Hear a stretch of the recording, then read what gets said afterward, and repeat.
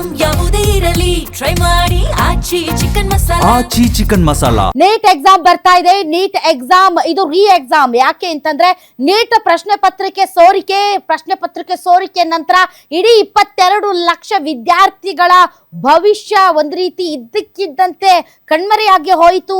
ವಿದ್ಯಾರ್ಥಿಗಳು ಕೆಲವರು ಆತ್ಮಹತ್ಯೆ ಮಾಡ್ಕೊಂಡ್ರು, ಕೆಲವರು ರೋಡಿಗೆ ಇಳಿದ್ರು. ಇದೇ ವಿಚಾರಕ್ಕೆ CJI ಅನ್ನುವಂತಹ ಕಾಕ್ರೋಚ್ ಜನತಾ ಪಾರ್ಟಿ, CJP ಅನ್ನುವಂತಹ ಪಾರ್ಟಿ ಕೂಡ ಉಗಮ ಆಯಿತು. ಹೀಗೆ ನೀಟ್ ಅಕ್ರಮದಿಂದ ಇಡೀ ಆಡಳಿತ ವ್ಯವಸ್ಥೆಯೇ ಕುಸಿದು ಹೋದಂತಾಯ್ತು. ಧರ್ಮೇಂದ್ರ ಪ್ರಧಾನ್ ಅವರು ರಾಜೀನಾಮೆ ಕೊಡಬೇಕು ಅನ್ನುವಂತ ಅಭಿಯಾನಗಳು ಶುರುವಾದವು. ಹೀಗಾಗಿ ಈಗ ಬರ್ತಾ ಇರುವಂತಹ ನೀಟ್ ಎಕ್ಸಾಮ್ ಅನ್ನ ಟೈಟ್ ಆಗಿ ವಿತ್ ಸೆಕ್ಯೂರಿಟಿ, ಯಾವುದೇ ಒಂದು ಸಣ್ಣ ಲೋಪ ಇಲ್ಲದೆ ರೀತಿಯಲ್ಲಿ ನಡೆಸೋದಕ್ಕೆ ಈಗ ಇಡೀ ಕೇಂದ್ರ ಸರ್ಕಾರವೇ ಮುಂದೆ ಬಂದಿದೆ. ಈ ಮಧ್ಯೆ ಇದರ ಭಾಗವಾಗಿ ಟೆಲಿಗ್ರಾಮ್ ಆಪ್ ಅನ್ನ ನಿಷೇಧ ಮಾಡಲಾಗಿದೆ. ನೀಟ್ ಅಕ್ರಮ ತಡೆಗೆ ಟೆಲಿಗ್ರಾಮ್ ತಾತ್ಕಾಲಿಕ ನಿಷೇಧ ಮಾಡಲಾಗಿದೆ. ಜೂನ್ 22ನೇ ತಾರೀಕಿನವರೆಗೆ ಟೆಲಿಗ್ರಾಮ್ ಬ್ಯಾನ್ ಮಾಡಲಾಗಿದೆ ಇಂಡಿಯಾದಲ್ಲಿ. ಅಷ್ಟೇ ಅಲ್ಲ, ಅದರ ಎಡಿಟಿಂಗ್ ಏನು ಆಪ್ ಅಲ್ಲಿ ಎಡಿಟಿಂಗ್ ಸೌಲಭ್ಯ ಇತ್ತು, ಅದನ್ನ 30th ಜೂನ್ ವರೆಗೆ ಬ್ಯಾನ್ ಮಾಡಲಾಗಿದೆ. ಇದಕ್ಕೆ ಸಂಬಂಧಪಟ್ಟಂತೆ ಈಗ ಕೇಂದ್ರ ಸರ್ಕಾರದ ವಿರುದ್ಧ ಹೈಕೋರ್ಟ್ ಮೆಟ್ಟಿಲೇರಿದೆ ಟೆಲಿಗ್ರಾಮ್ ಸಂಸ್ಥೆ.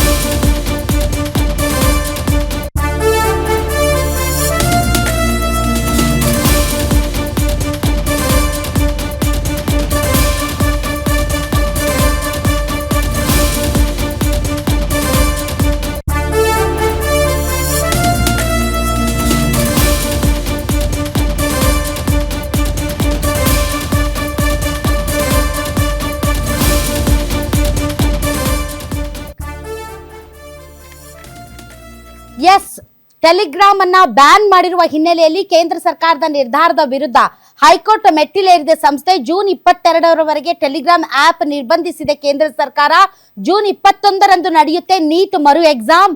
ಭಾರತದಲ್ಲಿ ಜೂನ್ 22ರವರೆಗೆ ನೀಟ್ ಆಪ್ ತಾತ್ಕಾಲಿಕ ನಿರ್ಬಂಧ. ಈ ಕ್ರಮವನ್ನು ಪ್ರಶ್ನಿಸಿ ದೆಹಲಿ ಹೈಕೋರ್ಟ್ ಮೊರೆ ಹೋಗಿದೆ ಟೆಲಿಗ್ರಾಮ್ ಸಂಸ್ಥೆ.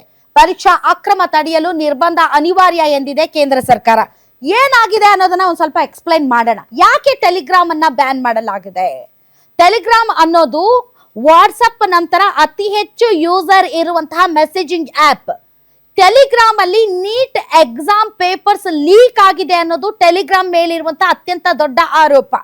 ಅಷ್ಟೇ ಅಲ್ಲ, ಟೆಲಿಗ್ರಾಮ್ ನಲ್ಲಿ ನೀಟ್ ಪೇಪರ್ಸ್ ನಾವು ಮಾರ್ತಾ ಇದೀವಿ, ನೀವು ಇಷ್ಟು ದುಡ್ಡು ಕೊಟ್ರೆ ನಿಮ್ಗೆ ನೀಟ್ ಪೇಪರ್ಸ್ ಅನ್ನ ನಾವು ಕೊಡ್ತೀವಿ ಅಂತ ಬಹಳಷ್ಟು ಪೋಸ್ಟ್ಗಳು ವೈರಲ್ ಆಗಿದ್ದಾವೆ. ಅಷ್ಟೇ ಅಲ್ಲ, ಲೀಕ್ ಆಗಿರುವಂತಹ ಪೇಪರ್ಸ್ ಟೆಲಿಗ್ರಾಮ್ ಆಪ್ ನಲ್ಲಿ ಸಿಕ್ಕಿವೆ. ಹೀಗಾಗಿ ಏನು ನೀಟಲ್ಲಿ ಅಕ್ರಮ ನಡೆದಿದೆ, ಇದು ಇಡೀ ವ್ಯವಸ್ಥೆಯ ಫೇಲಿಯರ್. ಒಂದು ಎಕ್ಸಾಮ್ ಅನ್ನ ನೀಟಾಗಿ ಮಾಡೋದಕ್ಕೆ ನಿಮ್ಗೆ ಯೋಗ್ಯತೆ ಇಲ್ಲ. ಈ ದೇಶದ ಶಿಕ್ಷಣ ಸಚಿವರು ರಾಜೀನಾಮೆ ಕೊಡಬೇಕು ಅನ್ನುವಂತ ಅಭಿಯಾನಗಳು ಹೆಚ್ಚಾದ ಹಿನ್ನೆಲೆಯಲ್ಲಿ ಈಗ ನೀಟ್ ಮರು ಎಕ್ಸಾಮ್ 21st ಜೂನ್ ನಡೀತಾ ಇದೆ.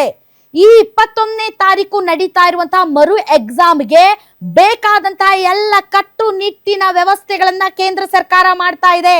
ಅದರ ಭಾಗವಾಗಿ ಟೆಲಿಗ್ರಾಮ್ ಬ್ಯಾನ್ ಆಗಿದೆ. ಎಸ್, ಟೆಲಿಗ್ರಾಮ್ 22 ಜೂನ್ ವರೆಗೆ ಬ್ಯಾನ್. ಟೆಲಿಗ್ರಾಮ್ 22 ಜೂನ್ ವರೆಗೆ ಬ್ಯಾನ್ ಆಗಿದೆ. ಅಷ್ಟೇ ಅಲ್ಲ, ಇದರಲ್ಲಿ ಒಂದು ಎಡಿಟಿಂಗ್ ಆಪ್ಷನ್ ಅಂತ ಇರುತ್ತೆ. ಇದನ್ನ ನೀವು ಉದಾಹರಣೆಗೆ ಇವತ್ತು ನೀವು ಟೆಲಿಗ್ರಾಮ್ ಅಲ್ಲಿ ಯಾವುದೋ ಒಂದು ಪೋಸ್ಟ್ ಹಾಕಿರ್ತೀರಾ, 4 ದಿನ ಬಿಟ್ಟು ಅದನ್ನ ಎಡಿಟ್ ಮಾಡಬಹುದು ನೀವು. ಆ ಎಡಿಟಿಂಗ್ ಏನು ಸೌಲಭ್ಯ ಇದೆ ಅದನ್ನು ಕೂಡ ಜೂನ್ 30ರವರೆಗೆ ಬ್ಯಾನ್ ಮಾಡಿದ್ದಾರೆ. ಅಂದರೆ ಟೆಲಿಗ್ರಾಮ್ ಆಪ್ ಜೂನ್ 22ರವರೆಗೆ ಬ್ಯಾನ್, ಎಡಿಟಿಂಗ್ ಆಪ್ 30ರವರೆಗೆ ಬ್ಯಾನ್. ಯಾಕೆ ಎಡಿಟಿಂಗ್ ಸೌಲಭ್ಯವನ್ನು 30ರವರೆಗೆ ಬ್ಯಾನ್ ಮಾಡಿದ್ದಾರೆ ಅಂದ್ರೆ, ಉದಾಹರಣೆಗೆ 21 ಎಕ್ಸಾಮ್ ನಡೆಯುತ್ತೆ, ನಿಮ್ಗೆ ಕ್ವಶನ್ ಪೇಪರ್ ಗೊತ್ತಾಗುತ್ತೆ ಏನೇನ್ ಬಂದಿದೆ ಅಂತ. ಇವ್ರೇನ್ ಮಾಡ್ತಾರೆ, 4 ದಿನ ಬಿಟ್ಟು ಅಂದ್ರೆ ಒಂದು ಜೂನ್ 25ಗೆ ಎಡಿಟ್ ಮಾಡಿ ಈ ಕ್ವಶನ್ ಪೇಪರ್ನ ಅಪ್ಲೋಡ್ ಮಾಡ್ತಾರೆ. ಆವಾಗ ವಿದ್ಯಾರ್ಥಿಗಳಿಗೆ ಭಯ ಶುರುವಾಗುತ್ತೆ. ನೋಡಿ, ಎಕ್ಸಾಮ್ಗಿಂತ ಮುಂಚೆನೆ ಟೆಲಿಗ್ರಾಮ್ ಅಲ್ಲಿ ಈ ಕ್ವಶನ್ ಪೇಪರ್ ಲೀಕ್ ಆಗಿದೆ ಅಂತ ದೊಡ್ಡ ಹಂಗಾಮ ಸೃಷ್ಟಿಯಾಗುವಂತಹ ಸಾಧ್ಯತೆ ಇರೋದ್ರಿಂದ ಈ ಎಡಿಟಿಂಗ್ ಸೌಲಭ್ಯವನ್ನು ಕೂಡ ಜೂನ್ 30ರವರೆಗೆ ಬ್ಯಾನ್ ಮಾಡಲಾಗಿದೆ. ಸೊ ಈ ಆಪ್ ಅನ್ನ ಬ್ಯಾನ್ ಮಾಡಿರೋದಕ್ಕೆ ಸಂಸ್ಥೆ ಈಗ ಹೈಕೋರ್ಟ್ ಮೆಟ್ಟಿಲೇರಿದೆ.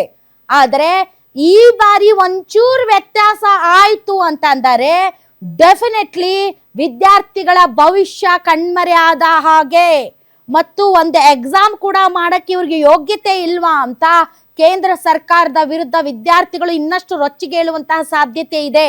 ಹಾಗಾಗಿ ಕಟ್ಟುನಿಟ್ಟಿನ ಕ್ರಮಗಳೊಂದಿಗೆ, ಇನ್ನೂ ವಿಷಯ ಏನು ಅಂದ್ರೆ ನೀವೆಲ್ಲ ಆಶ್ಚರ್ಯ ಪಡಬೇಕಾಗಿರೋದು ವೀಕ್ಷಕರೇ, ಈ ಒಂದು ನೀಟ್ ಎಕ್ಸಾಮ್ ಅಲ್ಲಿ ಸುಮಾರು 20ಕ್ಕೂ ಹೆಚ್ಚು ಲೊಕೇಶನ್ಗಳಿಗೆ ಕ್ವಶನ್ ಪೇಪರ್ಗಳನ್ನ ಏರ್ ಲಿಫ್ಟ್ ಮಾಡಲಾಗ್ತಾ ಇದೆ, ಹೆಲಿಕಾಪ್ಟರ್ಗಳನ್ನ ಬಳಸಲಾಗ್ತಾ ಇದೆ. ಹೆಲಿಕಾಪ್ಟರ್ಗಳ ಮೂಲಕ ಕ್ವಶನ್ ಪೇಪರ್ ಮತ್ತು ಈ ಎಕ್ಸಾಮ್ ಮೆಟೀರಿಯಲ್ಗಳನ್ನ ಸಪ್ಲೈ ಮಾಡಲಾಗ್ತಾ ಇದೆ. MI-17 ಹೆಲಿಕಾಪ್ಟರ್ಗಳ ಮೂಲಕ ತುಂಬಾ ಕಡಿದಾದ ಮತ್ತು ತಲುಪಲು ಕಷ್ಟಕರವಾದಂತಹ ಎಕ್ಸಾಮಿನೇಷನ್ ಸೆಂಟರ್ಗಳಿಗೆ ಕ್ವಶನ್ ಪೇಪರ್ಗಳನ್ನ ರವಾನೆ ಮಾಡಲಾಗ್ತಾ ಇದೆ. ಜೂನ್ 16-17ರಿಂದ ಈ ಪ್ರಕ್ರಿಯೆ ಆರಂಭ ಆಗಿದೆ. ಸೊ ಈ ಬಾರಿ ಯಾವುದೇ ರೀತಿಯಾದಂತಹ ಸಣ್ಣ ಲೋಪಕ್ಕೂ ಆಸ್ಪದ ಇಲ್ಲದೆ ಇರುವ ರೀತಿಯಲ್ಲಿ ಕೇಂದ್ರ ಸರ್ಕಾರ ಕಟ್ಟುನಿಟ್ಟಿನ ಎಕ್ಸಾಮ್ಸ್ ಮಾಡ್ತಾ ಇದೆ.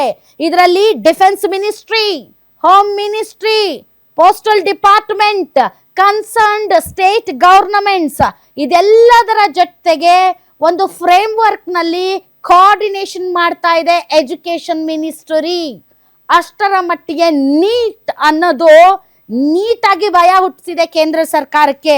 ಸೊ ಈ ನಿಟ್ಟಿನಲ್ಲಿ ಈಗ ಎಕ್ಸಾಮ್ ತುಂಬಾ ಕಟ್ಟುನಿಟ್ಟಿನ ಮೂಲಕ ನಡೆಯಲಿದೆ. ಯಾವುದೇ ಸಣ್ಣ ಆತಂಕಕ್ಕೂ ಭಯಕ್ಕೂ ನಿರ್ಲಕ್ಷ್ಯಕ್ಕೂ ಆಸ್ಪದ ಇಲ್ಲದೆ ಇರೋ ರೀತಿ CRPF ಪೊಲೀಸ್ಗಳನ್ನ ಬಳಸಲಾಗ್ತಾ ಇದೆ ಮತ್ತು CSF ಪೊಲೀಸರನ್ನ ಕೂಡ ಬಳಸಲಾಗ್ತಾ ಇದೆ, ಆರ್ಮಿಯನ್ನ ಬಳಸಲಾಗ್ತಾ ಇದೆ. ಅಷ್ಟರ ಮಟ್ಟಿಗೆ ಈ ಎಕ್ಸಾಮ್ ತುಂಬಾ ಟೈಟ್ ಆಗಲಿದೆ. ನ್ಯಾಷನಲ್ ಟೆಸ್ಟಿಂಗ್ ಏಜೆನ್ಸಿ ಈ ಸಾರಿ ತಮ್ಮ ಕಾರ್ಯಕ್ಷಮತೆಯನ್ನ ತುಂಬಾ ಪರಿಣಾಮಕಾರಿಯಾಗಿ ಪ್ರದರ್ಶಿಸೋದಕ್ಕೆ ರೆಡಿ ಆಗಿದೆ. ಸೊ ನೀಟ್ ಎಕ್ಸಾಮ್ ಬರೀತಾ ಇರುವಂತಹ ವಿದ್ಯಾರ್ಥಿಗಳು ಇದನ್ನೆಲ್ಲ ತಲೆ ಕೆಡಿಸ್ಕೊಳ್ಳೋದು ಬೇಡ. ನೀವು ತಲೆ ಕೆಡಿಸ್ಕೊಳ್ಬೇಕಾಗಿರೋದು ಚೆನ್ನಾಗಿ ಬರೆಯೋದು, ಮುಂದಿನ ದಿನಗಳಲ್ಲಿ ವೈದ್ಯರಾಗಿ ಈ ದೇಶದ ಸೇವೆ ಮಾಡೋದು. ಅದ್ರ ಬಗ್ಗೆ ತಾವು ತಲೆ ಕೆಡಿಸ್ಕೊಳ್ಳಿ ಅಷ್ಟೇ.